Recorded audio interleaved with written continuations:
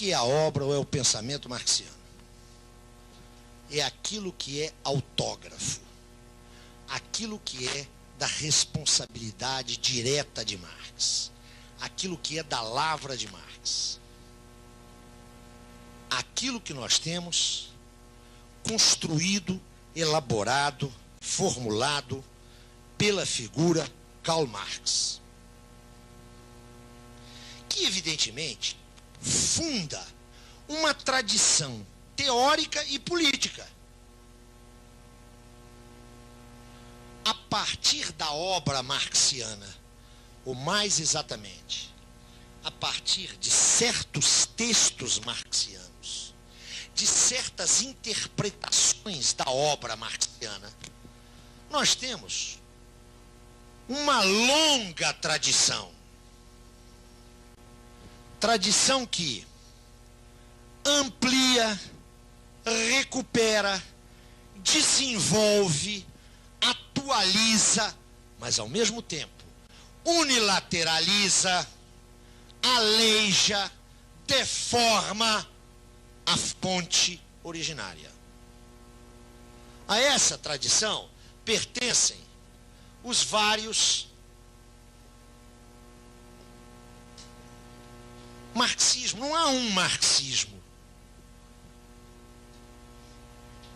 Vamos nos entender aqui. Qual era o problema do senhor Antônio Gramsci, que vivia num país de recentíssima unificação nacional, com uma fratura socioeconômica claríssima entre o norte e o sul,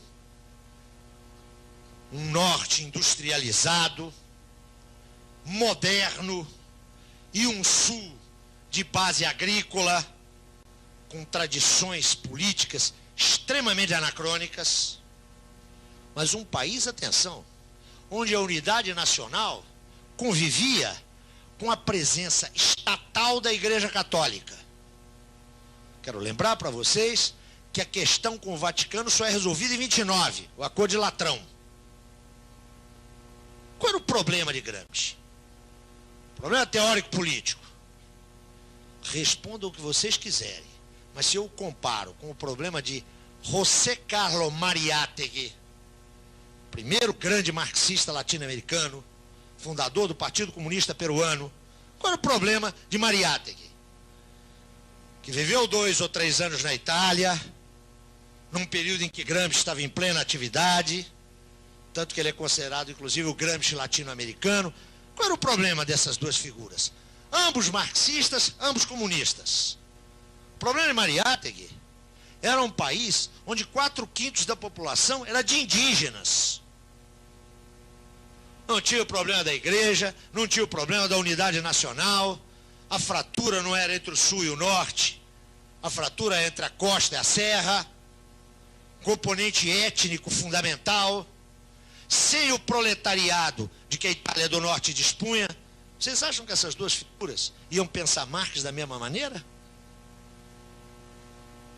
Esqueçam Marx, esqueçam Gramsci e Mariátegui.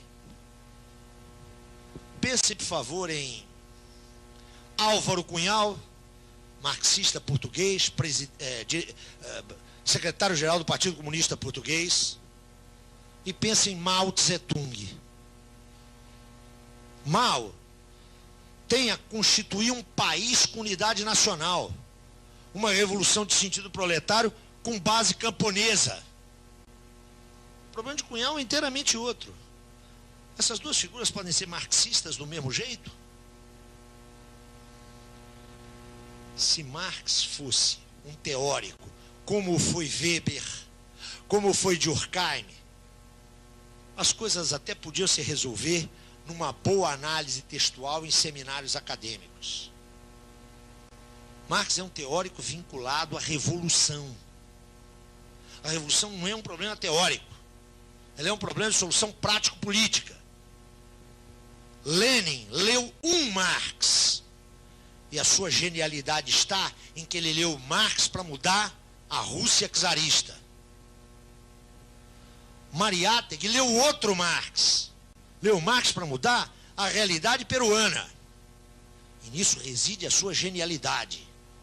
Gramsci leu Marx para compreender e transformar a sociedade italiana. É evidente, meus amigos, que esses marxismos, todos eles, são e não são da responsabilidade de Marx. São-no na medida em que se inspiram na obra marxiana. Não o são na medida em que respondem a contextualidades histórico-políticas que são determinadas. E como os revolucionários não têm compromissos de natureza puramente acadêmica, eles retiram de Marx aquilo que lhes é funcional. Nenhum problema até aí. O problema é quando se transforma uma certa interpretação, uma certa visão de Marx em algo universal. Por isso eu sugiro que trabalhemos, dados os escopos desse, não direi curso, né? Desses nossos 5 encontros, em cima disso aqui, sem desconhecer que o nosso acesso a Marx, frequentemente, não se deu por aqui, mas se deu por aqui. E aí o resultado é um bocado complicado, né? Primeiro, aquele monte de marxista que nunca leram Marx. Né? Segundo, os instrumentos de vulgarização. Escuta, eu não estou falando dos outros, não, eu estou falando de mim. Eu entrei nesse negócio aí decorando as 3 leis da dialética. Eu nunca entendi porque que não eram 5, ou 7, ou não, 3 deve ser um número cabalístico. Né? Eu me lembro que em 1963, quando eu fazia a minha estreia no movimento político lá da minha terra, saiu um livro da editorial Vitória.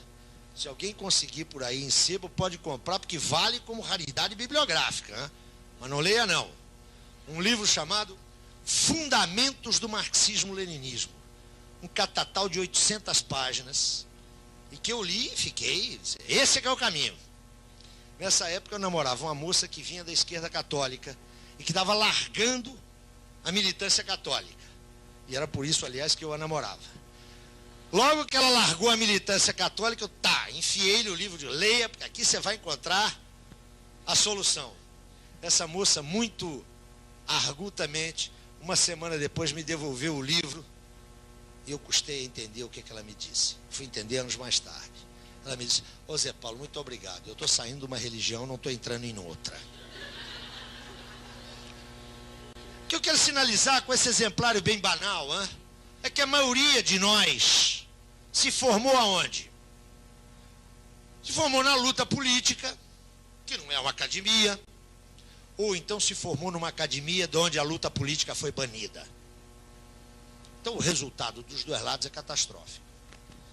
Propor agora um regresso a Marx não é considerar que a programática de Marx nos é contemporânea. Seguramente não é. Agora, a problemática de Marx, esta nos é absolutamente contemporânea. O suposto do que vou lhes dizer daqui para frente é o seguinte: só com Marx nós não entendemos o nosso mundo contemporâneo. Sem Marx, nós o entendemos menos ainda. E contra Marx, nós cancelamos a compreensão do mundo contemporâneo.